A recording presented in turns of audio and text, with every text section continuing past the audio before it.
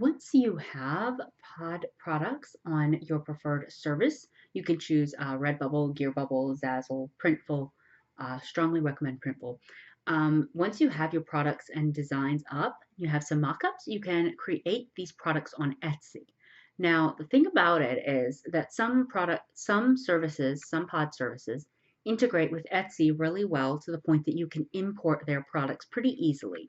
However, you'll still want to edit the listings for titles, tags, keywords, categories, all of that. So I don't want you thinking that you can just kind of set it and forget it as soon as you put a product up on a pod site. You will need to go through and edit that listing on Etsy. Today I'm going to show you how to add the listing manually though. This can be helpful if you are not using a pod service that integrates, or if you're using one and you still have to go through and edit the listings or whatnot. So the first thing you're going to do is you're going to go to Etsy.com, you're going to sign in, and you're going to click Shop Manager. And of course, we're going to click Listings because that is Etsy's word for products. So now we have a new one, add a listing. I'm going to manually add a listing. You can manually add listings or you can let it import. I prefer to do it manually just because of the photos and all that. I like to get everything just right. So I'm going to do mockup here. And you can see I just pulled the mockups from this site that I'm going to use on my Etsy listing. The thing about it is you're going to want to think strategically about the mock-up photos that they give you. For example, this is really cool and pretty, and I have this, and this is also awesome, but I will not be using this in my Etsy listing. And the reason for that is that I don't want people thinking if they order a tea time mug that they're getting two of these mugs. They're actually only getting one. So you're going to want to think strategically when you see the stock photos. If there's something about them, you see two or three copies of something that, unless you're planning on selling it as a set or a collection, you're going to want to just pick the item that's solely by itself. So just please keep that in mind when you're doing this. You don't want to confuse your customers. That will lead to bad reviews. All right, so I have my mock-up photos here. The thumbnail looks awesome. I'm not going to add a video, though you could definitely do one, 5 to 15 seconds with no sound. Listing details, you're going to want to do, like we've talked about, keywords. I went ahead and brainstormed some. On your pod service, typically you're just going to have a word or two to describe what it is, tea time mug. But on Etsy, as we've seen, they want descriptions that are a lot longer, usually around 140 characters. So what I did was I went through and I just kind of brainstormed out some words that people might use when searching for these types of products. Obviously, tea mugs, morning mugs. But the more I got to thinking about it, the more I thought not everybody types the word mugs into a search engine. Some people use terms like coffee cup instead. So I made sure to add that. I also did mugs for mom because there are people that come onto Etsy and they buy specifically for the goal of getting a gift. So sometimes that can also be awesome. You do t-shirts for dad or blankets for sister. So sometimes that can be helpful. Okay, and then you just choose who made it.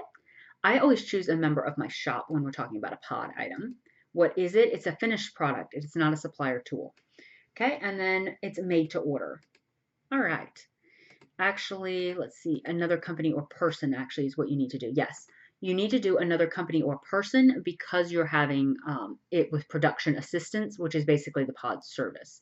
And then, of course, you'll just type in whatever this is in here, something like mugs. Whoops, mugs. And then I'll pick this one.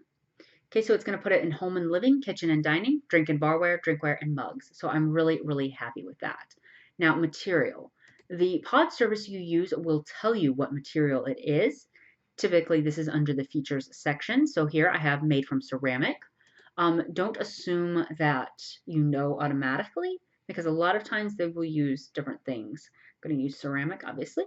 You can choose up to 4 more. So if you're selling t-shirts and they're a cotton poly blend, you would select cotton and then also polyester. Choose a graphic.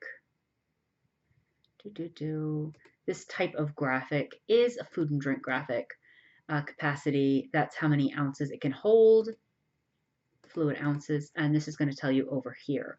So 11 fluid ounces. And that's what I would enter there. Now, you can also add other information about the handle. Yes, there's a handle. Enamel. No, I do not believe so. Insulated. It does not say, but it does appear to be. It is dishwasher safe, so I can answer that, yes. You do not have to answer all these questions if you do not know. It does not say if it's microwave safe. Okay, primary color. This can be helpful if you have colors, multiple colors in the product. You can choose a holiday if you want to associate your product with a holiday. For example, if this was a Christmas mug featuring like a Christmas tree or a cute little snowman, I would choose Christmas. Obviously, it's not a holiday mug, so I'm not going to choose that. You can also choose for occasions. Let's say this was a mug that said "Mom to be," then I would choose something like baby shower. Obviously, it's not. That's not what it is. So the renewal options is automatic. Yes, you want to set that so that it does renew for you because it is easy to forget to renew your listings yourself. This is a physical item. Here you would enter a description. This cute mug is the perfect gift for moms everywhere. Okay, I'm just going to say something general like that. You would also go through, I would actually do this because this information, I would actually copy and paste this right into your Etsy listing as well. And that way people can find out more about that as well. So copy and paste this. Oops. Copy this, paste it here. And that way people can kind of see the features of it. I would like to insert bullet points, so I'm going to go over here. I can actually use emojipedia.org. And what I'll do is mug, maybe? Beer mug, no, I want coffee. So let me do coffee mug. Hot beverage, there we go. This is the sort of thing I want. Okay, and you can actually use emojis in your description as bullet points because they do add visual interest. Okay. Add a production partner for this listing. In this case, this would be something like Redbubble. And I'm not going to show the production partner name to buyers. Print shop, I would just say a pod service. And then I would list wherever Redbubble is located. That information will be on their website. For example, if you're doing Printful, they'll have that information on their website. This, you're just answering questions about the partnership, and you say partner when you're done. I don't have to do that right now. Now, this information about your partnership is private. It's only shared with Etsy. And the information about production partner, I made that private as well, so that everybody who sees it is going to think that the mug is coming through my Sweet Sunflower shop. Okay, once you're done, you save all that information. You can add a section. This is where you would, this is what we talked about in a previous video. You could add like mugs here or coffee cups, whatever you want to call it, even drinkware. Tags. This is where you can add additional tags. For example, mug, coffee cup, gifts for coffee lovers. Actually, this is a tea mug. I didn't think about that. Tea lovers. Okay. So that's what you can do. Materials. We've already answered these questions, so I'm not too worried about that. Here you enter your price, quantity, how many of the item you have. I think Etsy lets you set it up to 900 at this point, which is what I would recommend doing. SKU is helpful if you use that system. You probably aren't going to need it though. If you have variations, this is how you would add it. For example, some pod services will allow you to do a classic mug or like a tall mug. So that's where you would enter add variations. And you might do, in this case, I would do the dimensions. So you would enter, and then you can even have it where it varies by dimension. So prices vary for each dimension. So if I wanted to, I could sell the tall mug for $16.28 and the classic mug for say $15.28 if I wanted to. I'm not going to do all of that, but you definitely could add variations. You can add the option for personalization, but that doesn't really work with a pod service, so I wouldn't recommend doing that. Here's your shipping area.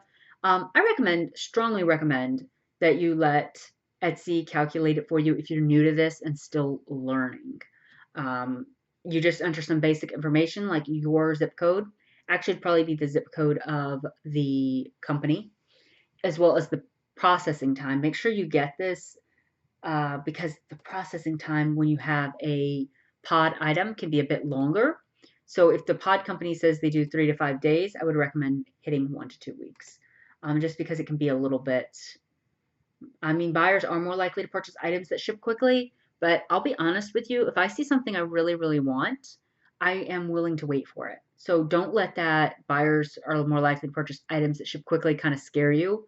Um, it's totally fine to have processing time that takes a little bit. Okay, what countries will you ship to?